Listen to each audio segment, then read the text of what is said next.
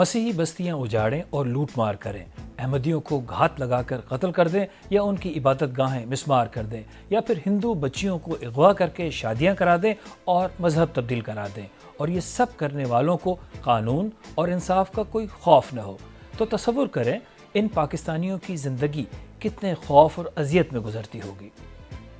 पाकिस्तान हमारा भी है, हम कहाँ जाएं? अगर कोई ज़रा सी बात होती है सब हम पे चढ़ाई कर देते हैं, हम कहाँ भागें, किसकी मदद लें? उस वक्त पे ना पुलिस आती है, ना कोई हमारी तहफ़्फ़ुज़ के लिए यहाँ पे मौजूद होता है, बाद में तो सारे आ जाते हैं।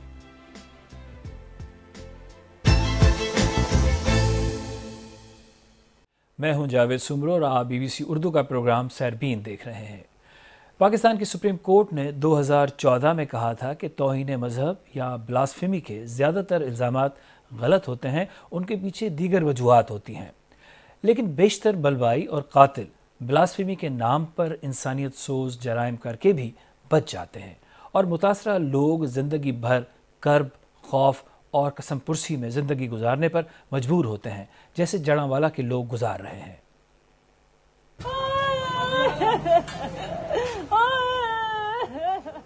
इनकी बेटी 18 साल की थी, उनका भी सारा सामान ले गए हैं चुरा के। सोना बनाया हुआ था कि कल को बाप नहीं है तो जरूरत पड़ेगी कल को। हाँ, हम रोड पे रह रही हैं, हमारे पास तो घर भी नहीं है।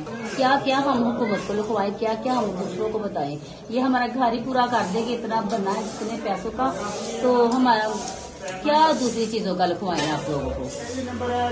पक्का उतार दिया उन्होंने, फिर सीढ़ी भी लै गए, तो उन्होंने 1.5 तोला जेवर मेरी नूंह का सी वो लैके गए, 30,000 रुपया दस्ती नगद सी वो लै गए, 15 मन मेरी गदम सी वो लैके चले गए।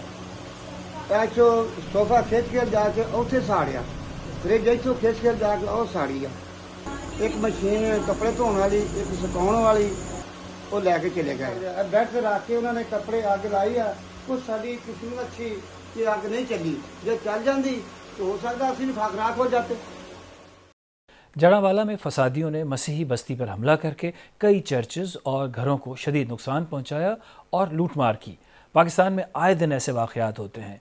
क्या आप अंदाज़ा लगा सकते हैं कि मसीही पाकिस्तानियों के दिल पर क्या गुजरती है?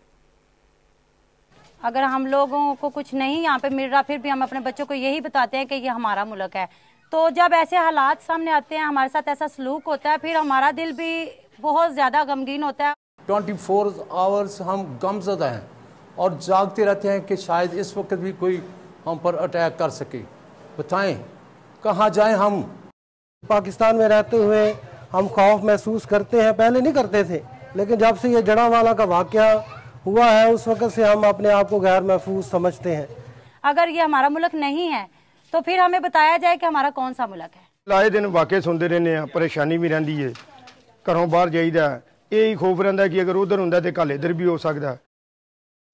अक़लियतों की ज़िंदगियों के खौफ और तकलीफ़ का शायद अक्सरियत को पूरी तरह एहसास भी न हो, लेकिन जो मुसलमान एहसास रखते हैं वो क्या कहते हैं?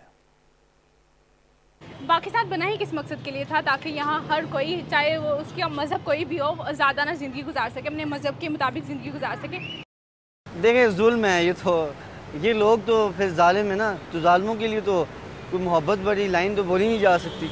जब कुरान की बरहमती की जाती है तो तकलीफ़ होती है, इसी तरह जब दूसरे जो मज़हब के लोग हैं उनके साथ भी कुछ बुरा हो तो तकलीफ़ होती है। उसका जहलाना, कोई जाहिल होंगे ना, क्योंकि ये इस्लाम से नाखबर लोग हैं, अगर उसको इस्लाम का थोड़ा सा भी खबर होता ना तो इस तरह ना करता। पाकिस्तान में मसीही बरादरी पर दर्जनों हमले हो चुके हैं, लेकिन 4 बड़े मॉब अटैक हुए हैं जिनमें हज़ारों जिंदगियां मुतासर हुई। खानेवाल की क्रिश्चियन कॉलोनी शांति नगर पर हज़ारों अस्करियत पसंदों ने आग लगाने वाले केमिकल्स से हमला किया, जिससे पूरी बस्ती जलकर खाक हो गई। सांगला हिल ननकाना में भी हज़ारों मुस्लिम नौजवानों ने मसीही देहात पर हमला करके गिरजाघरों, कई मकानात समेत नर्सिंग हॉस्टल, कॉन्वेंट स्कूल और राहबाओं के हॉस्टल को आग लगा दी। गोजरा में मुसलमानों के हुजूम ने 2 देहात पर हमला किया। 2 दिन मुसलसल हमलों के नतीजे में बच्चों, ख़वातीन और बुजुर्गों समेत 8 अफराद जिंदा जलकर हलाक हुए और तकरीबन 40 मकानात और एक चर्च नजर आतिश किया गया। और लाहौर की जोसेफ कॉलोनी में तौहीन मजहब के इल्ज़ाम में सैकड़ों अफराद के हुजूम ने حملہ کیا جس میں 150 سے زیادہ گھروں کو لوٹا اور جلا دیا گیا۔ کسی فرد یا گروہ کی جان، مال اور آبرو کی حفاظت ریاست کی ذمہ داری ہے، مگر اکثر موب وائلنس یا بلوے کے کیسوں کے مجرم پکڑے نہیں جاتے یا پھر عدالت سے بری ہو جاتے ہیں۔ حملے کرنے والوں کا سزا سے بچ جانا ایسے مزید حملوں کی حوصلہ افزائی کرتا ہے، تو ایسے لوگ سزا سے کیسے بچ جاتے ہیں؟ موب وائلنس یا اجتماعی تشدد کے بارے میں علیحدہ قانون نہ ہونا، بلکہ مرتکب افراد پر تعزیرات پاکستان کے تحت مقدمہ چلانا، خاص طور پر جب کئی لوگ شریک جرم ہوں۔ ایسے واقعات کی تفتیش اور شہادتیں حاصل کرنے میں پولیس کی جانب سے تفتیش میں کوتاہی، جس کی وجہ سے عدالت میں الزام ثابت کرنا مشکل ہو جاتا ہے۔ دباؤ، خوف، مذہب یا کسی اور سبب سے گواہوں کا اپنے بیان سے مکر جانا اور قانون پر عمل درآمد کروانے والوں میں اکثریتی فریق کا خوف پایا جانا۔ پاکستان کی اقلیتیں ان حالات میں بہتری کے لیے حکومت اور ریاست کی طرف ہی دیکھتی ہیں، لیکن ابھی تک ان کو بہت زیادہ کامیابی حاصل نہیں ہوئی۔ ڈر، خوف اور مایوسی کی یہ کہانیاں کوئی نئی بات نہیں ہے۔ پاکستان میں جب بھی کہیں بھی کسی بھی اقلیتی کمیونٹی کو ٹارگٹ کیا جاتا ہے تو خوف کی ایک لہر پورے ملک میں پھیل جاتی ہے۔ اقلیتی کمیونٹی چاہے ان کا تعلق کسی بھی مذہب، حتیٰ کہ اسلام ہی کی کسی مائنورٹی سیکٹ سے کیوں نہ ہو، خود کو غیر محفوظ سمجھنے لگتے ہیں اور ان کے تحفظ کی ذمہ داری ان ریاستی اداروں پر ہے۔ لیکن آج پاکستان میں ایک بڑے طبقے کا خیال یہی ہے کہ پاکستان کے ریاستی ادارے اس اقلیتی کمیونٹی کو تحفظ فراہم کرنے میں ناکام ہو رہے ہیں۔ کہا جاتا ہے کہ پاکستان میں رہنے والے تمام لوگ اس ملک کے برابر کے شہری ہیں، تو پھر کیوں اقلیتوں پر حملے کرنے والے قانون اور انصاف کی گرفت سے بچ جاتے ہیں؟ کیا صرف خوف ہی اس کے پیچھے کار فرما ہے یا کوئی اور وجوہات بھی ہیں؟ معاملات اب اس نہج پر پہنچ چکے ہیں کہ یہ یقین کے ساتھ نہیں کہا جا سکتا کہ اقلیتوں کو تحفظ کرنے والے جو ہیں وہ صرف خوف کا شکار ہیں۔ ہمیں لگ رہا ہے کہ وہ اب اس نظریے سے متفق ہیں جو یہ مذہبی جنونیت ہے یا جو اکثریت کا جبر ہے، وہ اس سے ہمیں متفق نظر آ رہے ہیں، اور جہاں بھی ایسا نہیں ہے وہاں پہ وہ یقیناً خوف کا شکار بھی ہیں۔ بہت سی کیسز میں ہم نے دیکھا ہے کہ ریاست نے ان گروہوں کو، ان انتہا پسند گروہوں کو اپنے مقاصد کے لیے اپنے اثاثوں کے طور پر استعمال کیا ہے۔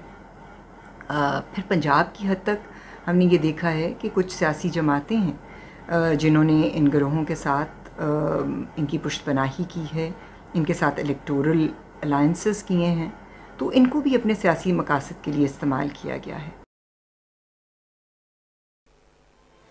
پاکستان کے شہری اپنی مختلف زبانوں، ثقافتوں اور مذہبی عقائد کے باوجود سیاسی اور سماجی اعتبار سے برابر ہونے چاہیے، اور جدید دنیا کے مہذب معاشرے ان ہی ویلیوز پر آگے بڑھ رہے ہیں۔ لیکن پاکستان کی مذہبی اقلیتوں کے لیے یہ فی الحال صرف ایک خوبصورت خواب ہے۔ جب تک ان کے وہ تمام حقوق حاصل ہوں، وہ اس ملک میں عزت اور حفاظت کے ساتھ رہنا اور اپنی عبادت گاہوں میں سکون سے عبادت کرنا چاہتی ہیں، اور چاہتی ہیں کہ ان کی بستیوں کو نہ روندا جائے۔ کیا یہ بہت بڑا مطالبہ ہے؟